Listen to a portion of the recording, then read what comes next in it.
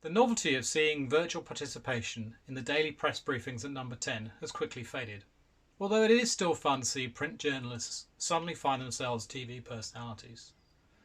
But will old-style press conferences ever re-emerge as a PR tool for governments or for any organisation with news to share?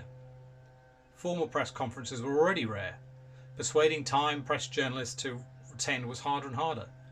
Even big product launches were more effective if pre-briefed to select journalists in advance. Now we expect any event to be digital first and at least as easy to attend online as in person. It probably won't stop there. Individual briefings with journalists, face-to-face interviews, background briefings are all much more likely to be conducted virtually. The same is true for marketing communications. Customer events, marketing events, training and employee communications will all have to change. The improved quality of online video is the common factor. But technology is only half the battle. We all need to get better at creating content that works on video.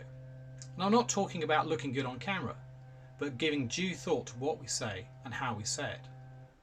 Although the tools and technology may tempt us to just wade in, my advice is that video demands the same attention to story, structure and preparation as any offline communication, maybe more.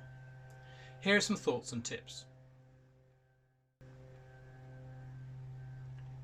Everything you say on video, be it a media interview, an internal Q&A or a customer seminar, is captured and can be shared.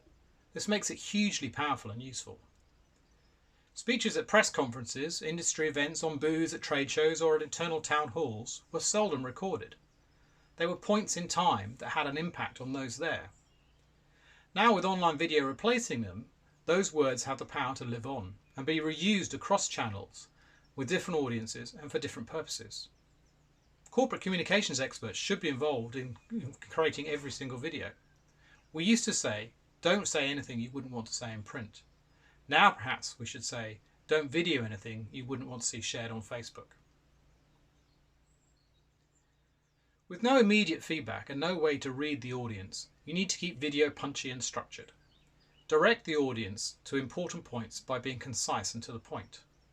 Use story theory to establish the key narrative elements that engage audiences, the people who are affected, the problem that you're solving, the drama in overcoming those challenges, and the happily ever after moment delivered by your solution. Use verbal and visual signposts to keep your audience with you. You would not go onto stage without learning your script. The same is true for video engagement. Preparation starts with a clear outline of the messages you want to deliver. Create a message house and define the lead and supporting messages, as well as the information and data that you want to use to support them. Outline your story as a basic script and write out the actual words you want to use. Polish it down and identify the sound bites that you want to cut through. And finally, practice, practice, practice. The rule of thumb is that you should spend 10 times as much time preparing for a speech as delivering it. And the same is true for video. And finally, enjoy, relax, smile.